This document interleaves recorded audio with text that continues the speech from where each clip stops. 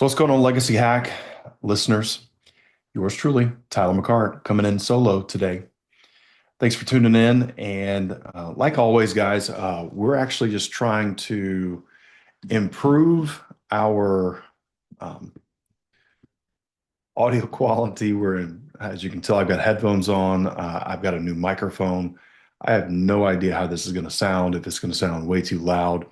So this is going to be a little test run uh, for me to see how this kind of comes out. But today I want to talk to you guys predominantly about two ends of the spectrum and the middle ground. Okay. A lot of times you'll hear people talk about going on one side of the ditch or on the other side of the ditch. And I want to talk about that today from a perspective of where kind of IBC, from my perspective, how that kind of works and what I've learned over the many years that I've actually been here. I am, 48 years old, and I've got some perspective on kind of what that looks like. So, just in my journey, as I was coming up and growing and learning, um, I learned about this whole thing about Rich Dad Poor Dad.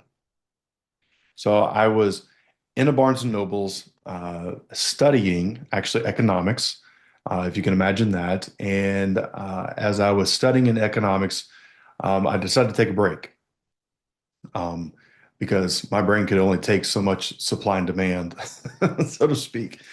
Well, as I went to the bookshelf over at the business section, because I was a business major, so any kind of business major should probably go to the business section.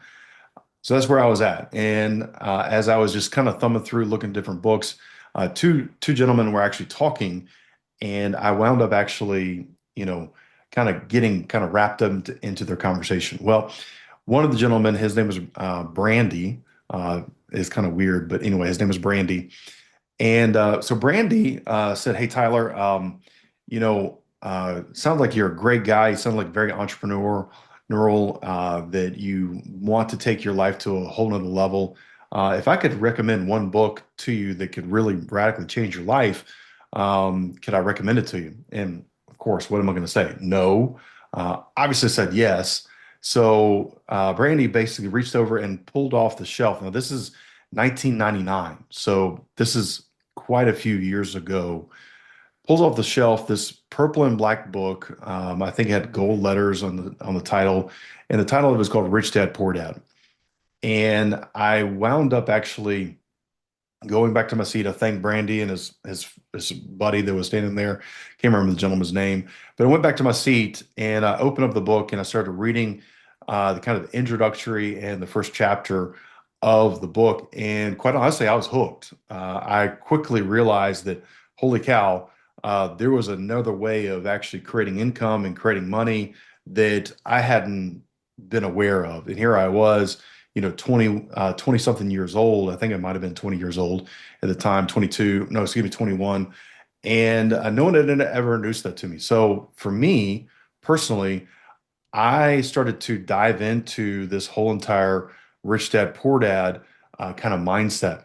Now, along with that, my mom got word of this and kind of introduced me to this tape series or CD series with maybe some DVDs and a workbook. I'm going back way back because this is all we had. And it was called The No Money Down Technique by Carlton Sheets. And so this kind of resonated with me because I wanted to do real estate. I liked real estate. Well, the whole premise kind of fell in line with Rich Dad Poor Dad because Carlton Sheets was basically saying you can actually use other people's debt. Robert Kiyosaki had the same kind of principle that you could use other people's debt to actually get into creating passive income. And me and my wife, we actually started utilizing these techniques and approaches, and we actually had two properties that we identified, and that we were going to get ourselves into and get renters in there with basically no money down, financing the whole thing and allowing the renters to actually pay for it. So we were going to be leveraged. I think these houses might have been like one of them, I think was going to be 100, I mean, not 100, but maybe about $85,000. Another one was, maybe about $90,000. Again, to me, I was 20 that time after about 2 or 3 years of studying this stuff and learning and being married and trying to work with my wife and all these different things.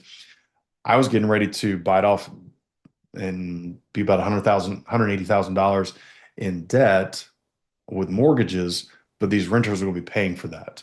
So this is kind of that whole entire mindset that I kind of came across with Robert Kiyosaki and kind of the way I was headed to. Well, a little event happened called 9/11. A lot of you guys may or may not have been around, or if you were around, you were aware of that. That stopped me in my tracks. I did not go through with those two pieces of property, and I actually lost some money doing that. Not a ton of money, but I still lost some money doing that. Well, flash forward, I got involved with some business individuals, and they were talking about getting out of debt and not having any debt and living way below your means. And they kept talking about this gentleman named Dave Ramsey.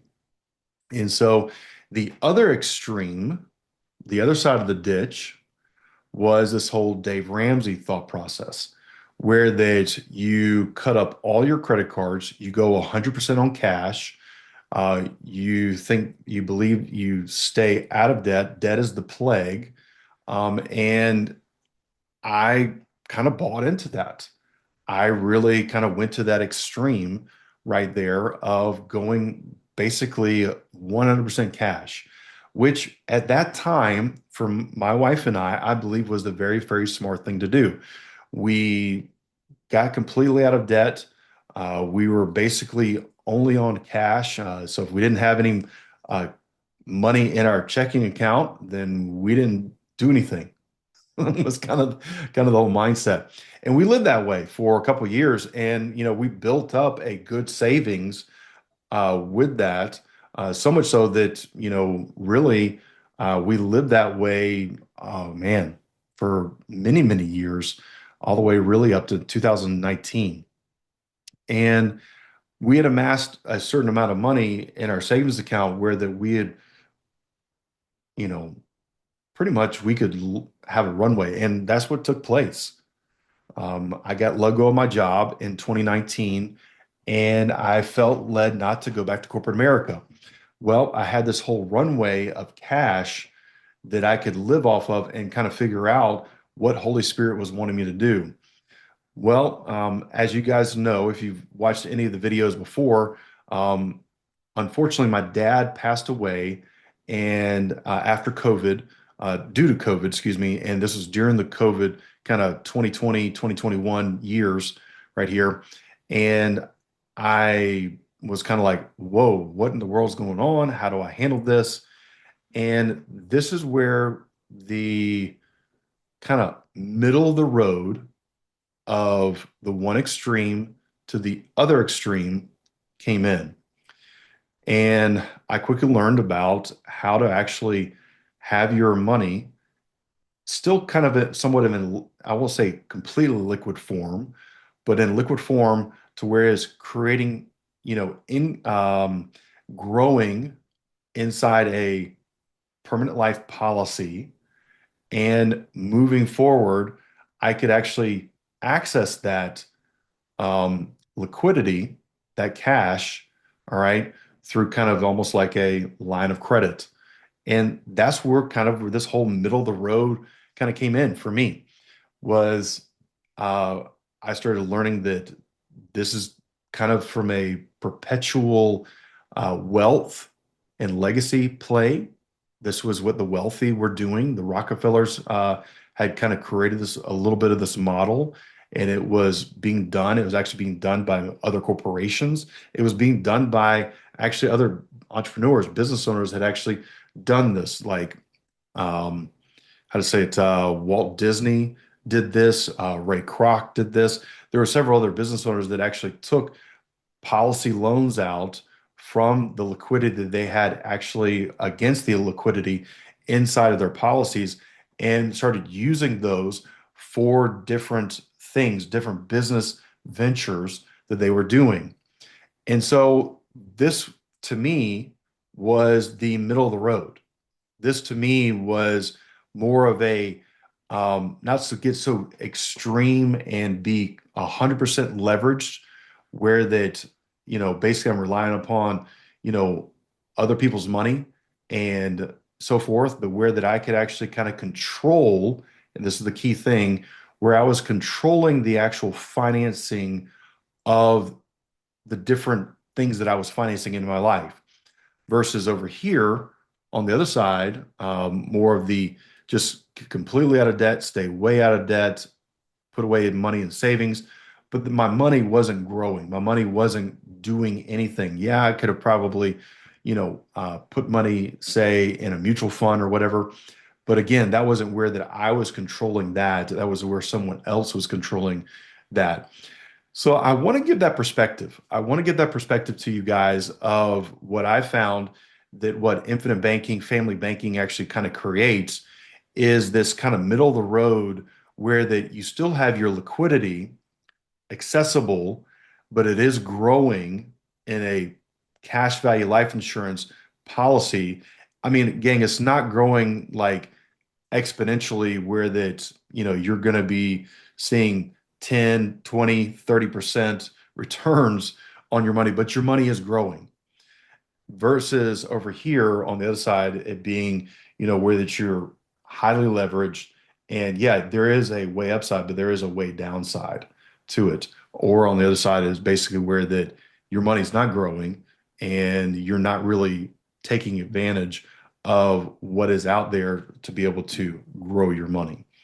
So again, I looked at this as kind of a middle of the road opportunity for me and my family, and that's just kind of what I found. And so I wanted to share that with you guys, just as a perspective for me, that you can actually have a middle of the road. This is a option, an option. This is not the option. It is a option for you to take advantage of if you want to. So, legacy hack, I just want to give that perspective to you guys from my own personal experience and kind of how I'm utilizing or how I see my family bank being utilized. So, without further ado, guys, we're going to call this a wrap. You guys have yourself a great time, Legacy Hack, and we'll be back with another episode later on. Thanks so much.